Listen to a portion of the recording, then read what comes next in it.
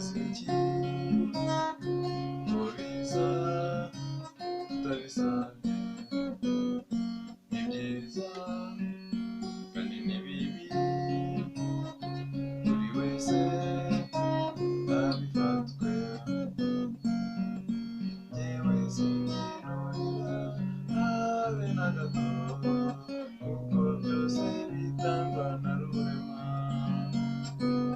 igihe twahawe cy'ubuzima tujye tugikoresha neza.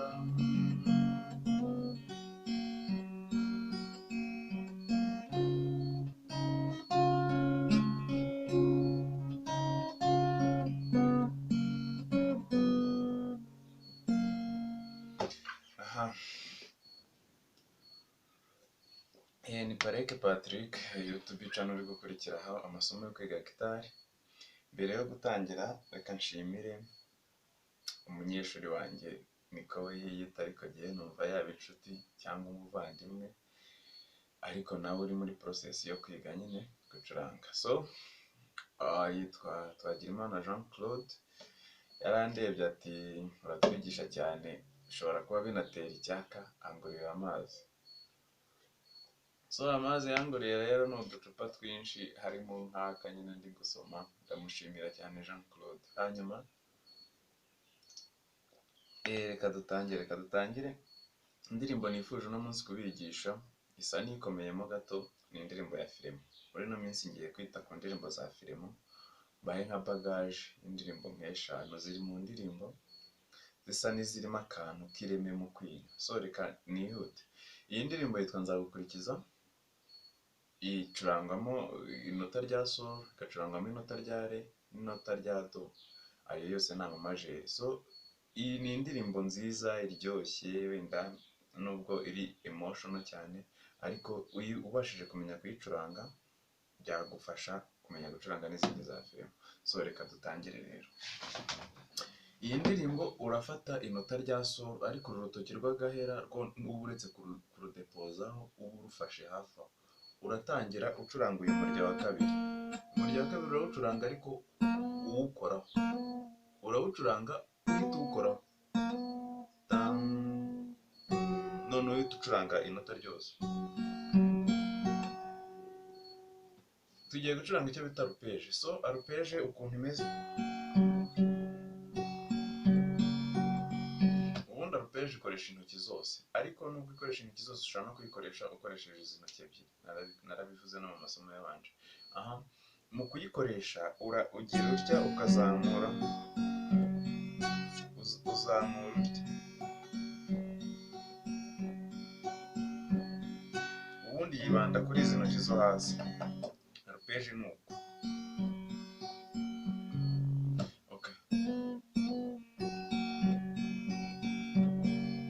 Ngira ngo wabonye ukuntu ntangira rero. Wa murya wa kabiri mu kazu ka mbere nkaba ariho mfata nkahita mfata sol. Noneho mpita njya kuri re. Nkwibutse ko ndi gufata imirya ibiri. Uyu nguyu, uyu wo hejuru n'uyu wo hasi. Ndabicurangira rimwe. Mpita njya kuri re.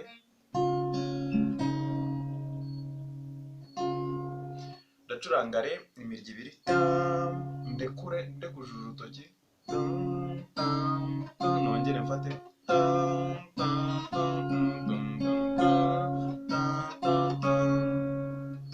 Ncuranga uyu murya wa kabiri n'ubundi mba nkiwufashe, nshatse nawucuranga.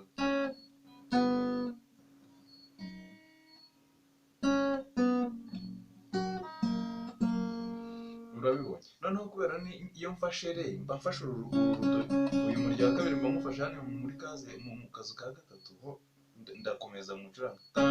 Noneho mpita nzana urutoki, mfate solo yanjye, n'ubundi mbicurangane na wa murya wa kabiri.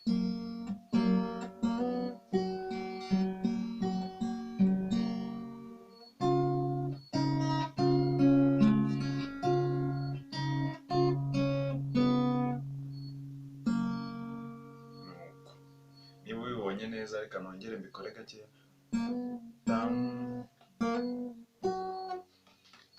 ni aka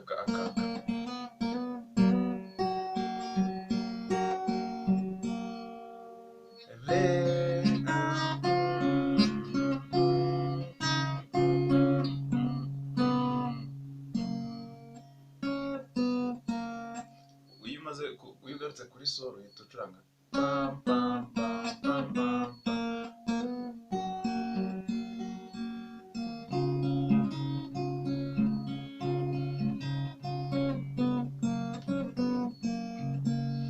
noneho njyewe singinubira habe na gato tan tan tan kuko byose bitangwa na rurema. Aka kantu niko gasa n'akatagaragara kuko ubundi ni ukuva kuri solo ugahita ujya kuri do.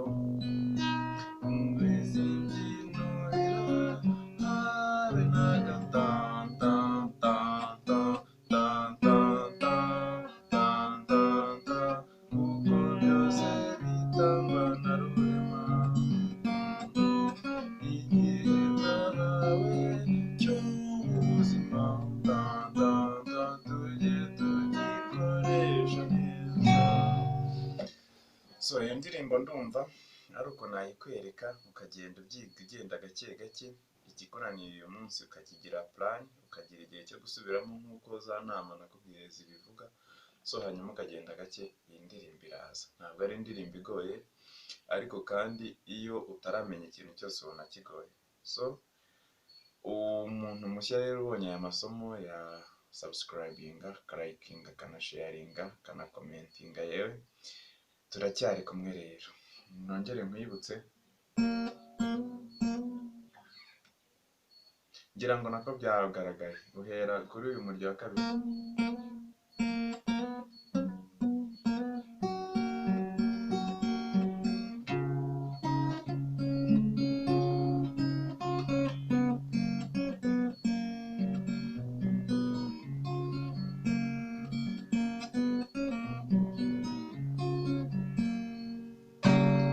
Reka tubonane ubutaha, umbwira ko wayimenye. So wakwifuza kumvugisha kugira gute, kugira icyo mbaza kindi, n'uwakumva nawe ashaka kungurira andi mazi cyangwa agafanta yamvugisha. Nimero 0788988753. siyiba kuri WhatsApp ariko ushatse kumpamagara wakoresha. So ciao ciao, turi kumwe.